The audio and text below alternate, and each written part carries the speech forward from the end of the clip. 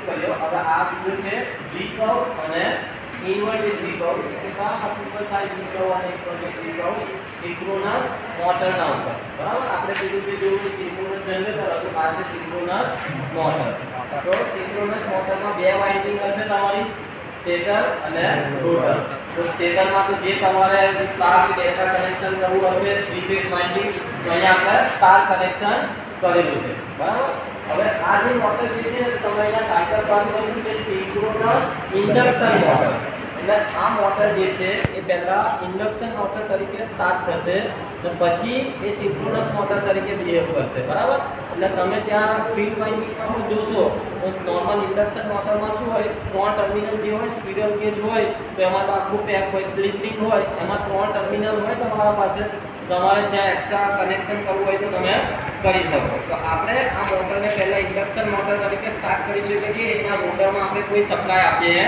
નહીં એટલે આપણે પહેલા એ ત્રણ ટર્મિનલને શોર્ટ કરી દઈશું શું શોર્ટ એટલે આ મોટર કેવી રીતના સ્ટાર્ટ થશે એઝ અ ઇન્ડક્શન મોટર તમે ઇન્ડક્શન મોટરમાં શું કરો ખાલી એક જ સપ્લાય આપો છો ને સિંગલી એક્સાઇટેડ અને નોર્મલી એક્સાઇટેડ મશીનનો કોન્સેપ્ટ તમને ખ્યાલ છે તો ઇન્ડક્શન મોટર જે ખાલી આપણે એક જ સપ્લાય આપીએ છીએ ત્યાં સ્ટેટરમાં રોટરમાં આપણે કોઈ સપ્લાય આપતા નથી તો આ મોટર પર ફર્સ્ટ આપણે કેવી રીતના સ્ટાર્ટ થશે એઝ અ ઇન્ડક્શન મોટર બરાબર હવે એના રોટરના ત્રણ ટર્મિનલ જે છે તો જ્યારે ઇન્ડક્શન મોટર તરીકે સ્ટાર્ટ થશે તો એ કેવા હશે શોર્ટ હશે ત્રણ ટર્મિનલ શોર્ટ પછી અમુક ટાઈમ ડિલે પછી આપણે એ રોટરમાં આપણે સપ્લાય આપીશું કારણ કે જો સિંક્રોનસ મોટર હશે તો રોટરમાં તમારે કમ્પલસરી એક્સાઇટેશન આપવું જ પડશે બરાબર તો એક્સાઇટેશન માટે આપણે એને ડીસી વોલ્ટેજ આપી શકીએ તો એના માટે બે પ્રોવિઝન છે આપણી પાસે કે એની સાથે આપણે એક એક્સાઇટર લગાવ્યું છે કે જે ડીસી વોલ્ટેજ આપે એ ડીસી વોલ્ટેજ આપણે આ સિંક્રોનસ મોટરના રોટરમાં આપી શકીએ પ્લસ આપણી પાસે બીજું પ્રોવિઝન પણ છે કે અહીંયાથી આપણે ડીસી સપ્લાય પર લેમ્પનો જે છે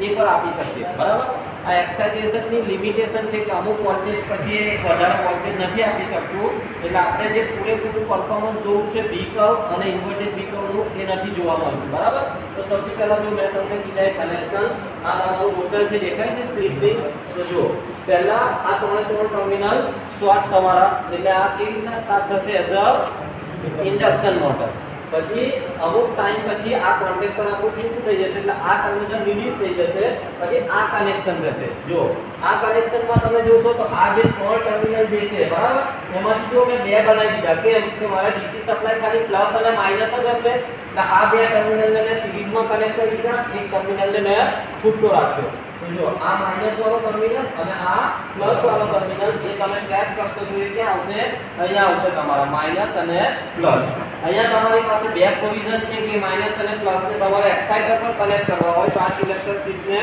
એક્સાઇટરની સાઈડ પર રાખો અને જો તમારે એને ડીસી સપ્લાય પર કનેક્ટ કરવો છે તો ડીસી સપ્લાય બરાબર એટલે કે જ્યારે કોન્ટેક્ટર એકવાર છૂટું પડે પછી અવાજ આવશે ત્યાર પછી આપણે એને ડીસી સપ્લાય પર કનેક્ટ કરીશું એટલે એના કનેક્શનમાં તો સૌથી પહેલા જોઈએ તો ROIB સપ્લાય અહીંયા સુધી લઈ આવ્યા હતા ROIB supply with the help of starter એટલે કે સ્ટાર્ટ અને સ્ટોપ પુશ બટનની મદદથી આપણે અને થ્રી ફેઝ સપ્લાય આપ્યો કોને આપણી મોટરને સ્ટાર કનેક્શન છે મોટર તમારી સ્ટાર્ટ થઈ જશે એક્સાઇટરના વોલ્ટેજ પર બિલ્ડઅપ થવાના સ્ટાર્ટ થઈ જશે પછી શું થશે ઇન્ડક્શન મોટર તરીકે આપણે એને અત્યારે નથી ચલાવી કઈ મોટર તરીકે ચલાવી છે સિંક્રોનસ મોટર તરીકે એટલે આપણે એને રોટરમાં ડીસી સપ્લાય આપીશું તો અહીંયાથી આપણે એને ડીસી પર મૂકીશું એટલે એના રોટરમાં ડીસી સપ્લાય પહોંચી જશે હવે આપણે શું ડિસ્કસ કરીએ V કર્વ અને ઇન્વર્ટેડ V કર્વ તો તમારામાંથી મને કોઈ કહેશે V કર્વ કઈ બે ક્વોન્ટિટીની વચ્ચે પ્લોટ થાય અને ઇન્વર્ટેડ V કર્વ કોની વચ્ચે પ્લોટ થાય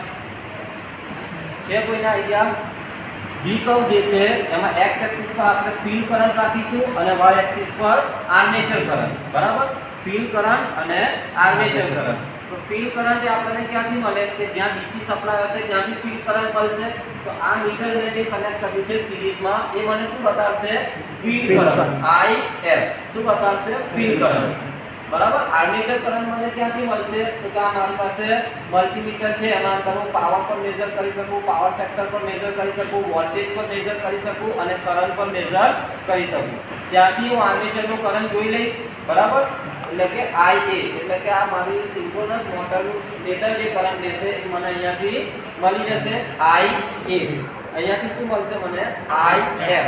તો ગ્રાફ કેવો ડ્રો થાય? x એક્સિસના ઉપર ફિલ્ડ કરંટ અને y એક્સિસના ઉપર આર્મેચર કરંટ। તો જેમ જેમ તમે ફિલ્ડ કરંટને વધારતા જશો એટલે આ તમારી મોટર જે છે ને એ ત્રણ કન્ડિશનમાં તમને ઓપરેટ કરીને બતાડી શકે: leading power factor, lagging power factor અને unity power factor.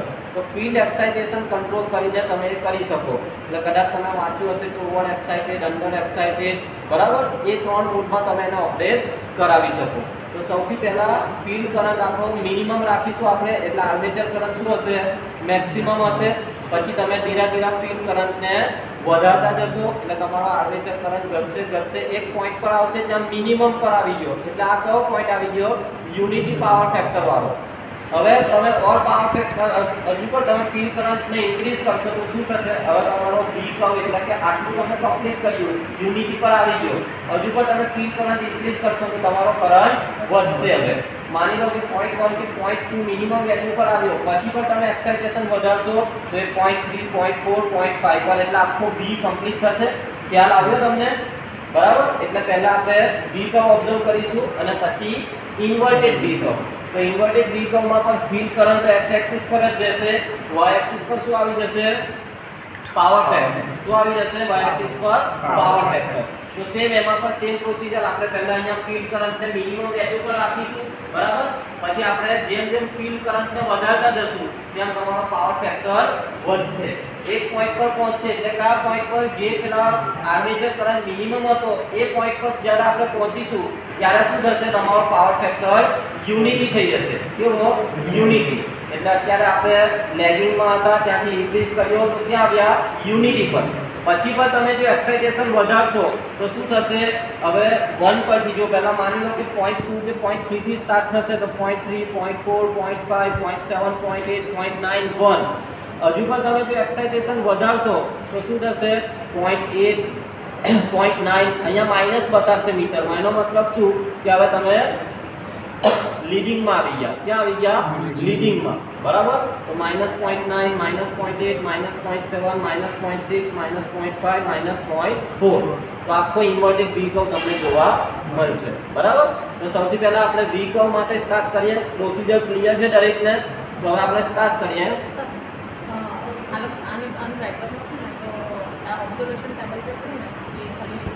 Observation table લખી દો ને। V કર્વમાં શું આવશે? ફિલ્ડ કરંટ અને આર્મેચર કરંટ, બે કોલમ આવશે તમારી, ફિલ્ડ કરંટ અને આર્મેચર કરંટ। IF અને IA એવું લખી દો। બાકી પેલા છોકરાઓ આવ્યા ને આપણા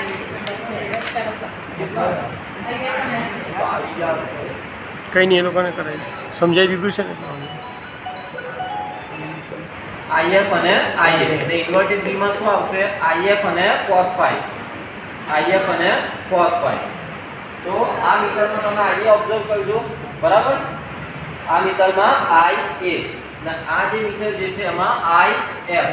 ઓકે, તો હવે આપણે સ્ટાર્ટ કરીએ છીએ। સૌથી પહેલા જો આ તમારી મોટર સ્ટાર્ટ થઈ, અત્યારે ઇન્ડક્શન મોટર તરીકે ચાલે છે, બરાબર। જો હવે આમાં આવી ગયું, બરાબર, કે R1 વાળું કન્ડક્ટર હજુ સુધી પણ તમે એને DC સપ્લાય આપ્યો નથી। તો જો અત્યારે તમે જોશો તો તમને કરંટ દેખાશે, બરાબર। આ તમારો કરંટ કેટલો છે અત્યારે? જો આ એમ્પિયર બતાવે છે 1, 2 અને 3 ત્રણ બેઝનો 1.15 સમથિંગ બતાવે છે, 1.15 સમથિંગ। હજુ કોઈ એક્સાઇટેશન આપ્યું નથી। હવે એને આપણે DC એક્સાઇટેશન ઓન કરીએ છીએ એટલે DC વોલ્ટેજની ઇફેક્ટ આવશે એટલે આ કરંટ તમારો શું થશે? ઘટશે। કરંટ તમારો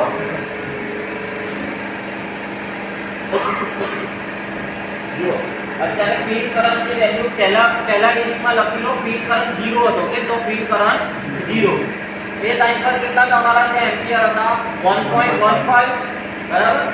હવે અત્યારે જો ફીલ્ડ કરંટ એકદમ આપણે મિનિમમ કરવાની ટ્રાય કરીએ, અત્યારે 1.5 તો છે, એમ્પિયર ઓછું થાય તો કરીએ, બરાબર।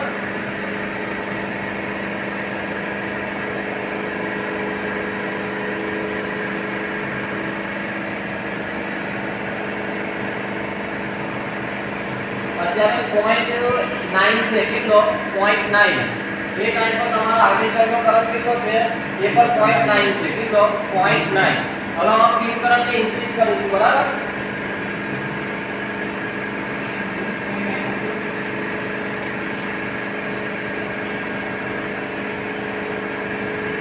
जो 1.5 કર્યો મેં ફીલ્ડ કરંટ કેટલો કર્યો 1.5 તો આર્મેચર કરંટ મારો 0.7 જો ઘટ્યો હા બરાબર નેક્સ્ટ રીડિંગ અહીંયા આપણે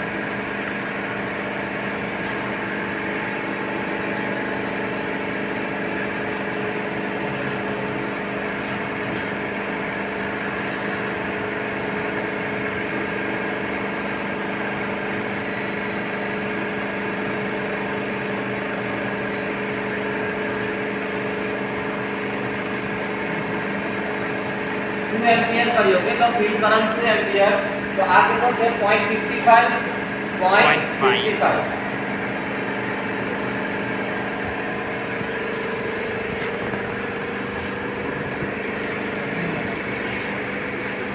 आने करियो 2.34 फील्ड करंट तो आर्मेचर करंट 0.46 आर्मेचर करंट 0.46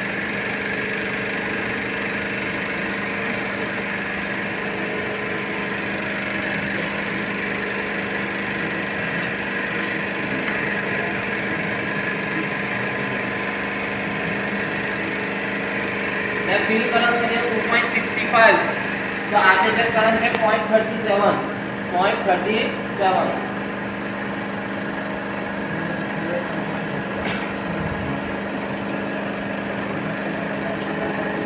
मैं फील्ड करंट करियो 3 एम्पियर फील्ड करंट करियो 3 एम्पियर आर्मेचर करंट 0.27 बराबर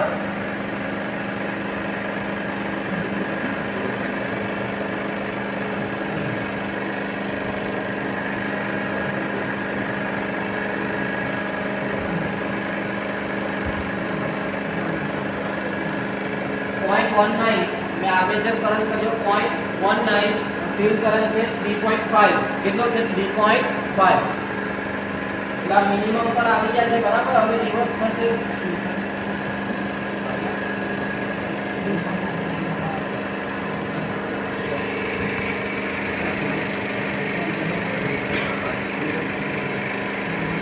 જો અત્યારે 0.19 છે હવે પણ જો ફિલ્ડ નું એક્સાઇટેશન વધારું છું તો આ કરંટ મારો વધે છે એનો મતલબ કે હવે હું એક્સાઇટેશન વધારીશ તો આ ઉપર જશે કરંટ મારો વધશે આટલો તમે કેટલો લખો છો ફિલ્ડ કરંટ 3.5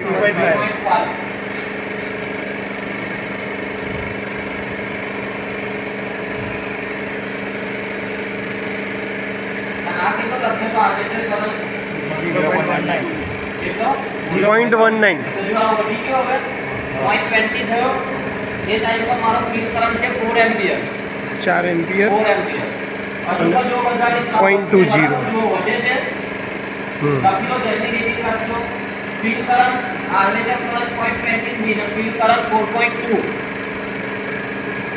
જો હજુ તો અહીંયાથી વધારે તો વધશે અહીંયા ફીલ્ડ કરંટ જે છે તે મારો 0.35 ના આર્મેચર કરંટ 0.35 અને ફીલ્ડ કરંટ છે 4.7 કેટલો 4.7 એટલે હવે આપણે એક લાસ્ટ રીડિંગ લઈ શકીએ સૌથી વધારે રીડિંગ લઈ લઈએ 0.4 આર્મેચર કરંટ 0.4 અને ફીલ્ડ કરંટ 4.99 એટલે 5 એમ્પિયર સુધી આપણે પહોંચી ગયા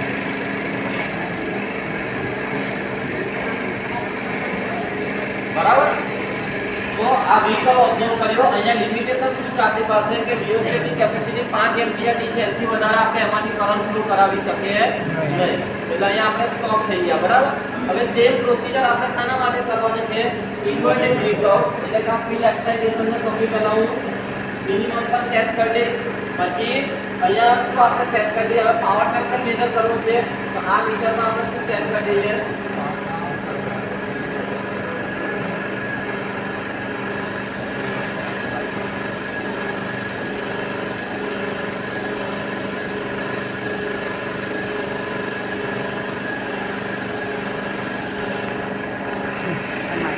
जो पावर फैक्टर આવી ગયું બરાબર તો હવે આપણે પાવર ફેક્ટર જો પાવર ફેક્ટરમાં જુઓ સૌથી પહેલા અત્યારે તમારો પાવર ફેક્ટર કેટલો છે કે 0.17 કેટલો છે 0.17 એ ટાઈમ પર તમારો ફીલ્ડ કરંટ શું છે 0 ફીલ્ડ કરંટ શું છે 0 હવે અહીંયાથી આપણે ફીલ્ડ કરંટને ઇન્ક્રીઝ કરીશું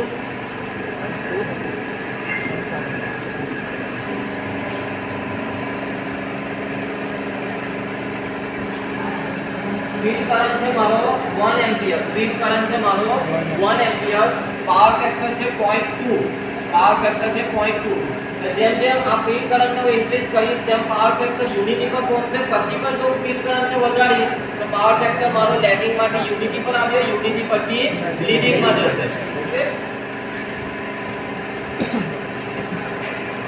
જો વધે છે પાવર ફેક્ટર ચાલો 0.3 પાવર ફેક્ટર છે તમારો 0.3 અને મારો ફીલ્ડ કરંટ છે 1.7 ફીલ્ડ કરંટ છે 1.7 ચાલો પાવર ફેક્ટર આપણે 0.4 કરીએ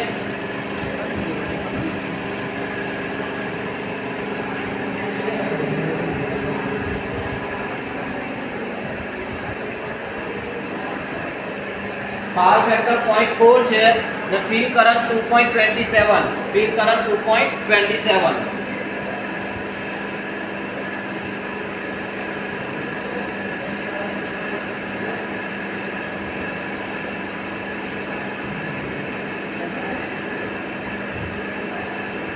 पावर फैक्टर 0.5 फील्ड करंट है 2.62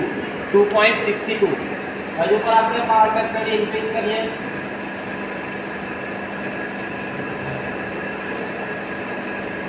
0.6 फील्ड करंट है 2.92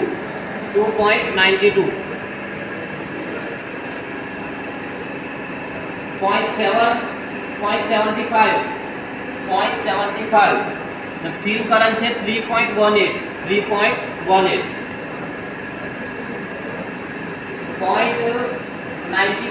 फील्ड करंट 0.91 नहीं पावर फैक्टर 0.90 અને ફીલ્ડ કરંટ 3.47 ફીલ્ડ કરંટ 3.47 તો ઓલમોસ્ટ યુનિટી ના નજીક આવી ગયા તમે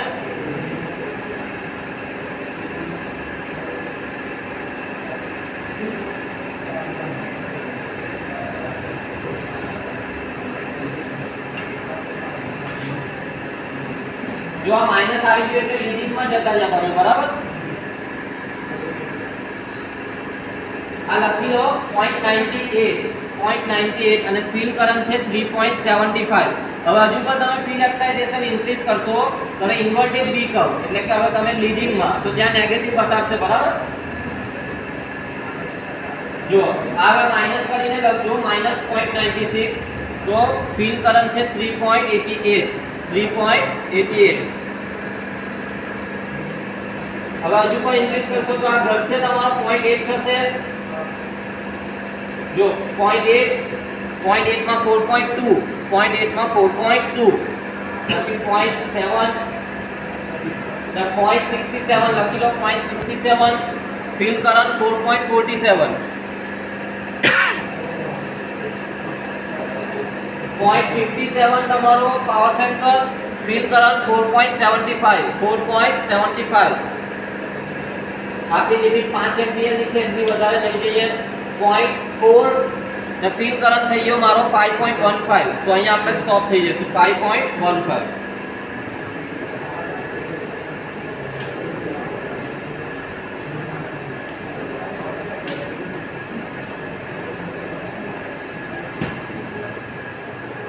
बराबर तो તમે જુઓ આખો વી કર્વ અને ઇન્વર્ટેડ વી કર્વ આપણા પ્રેક્ટિકલ કમ્પ્લીટ કર્યો હવે તમે આ રીડિંગ થી ગ્રાફ ડ્રો કરશો તો તમને એક્ઝેક્ટ વી અને ઇન્વર્ટેડ વી કર્વ મળશે ઓકે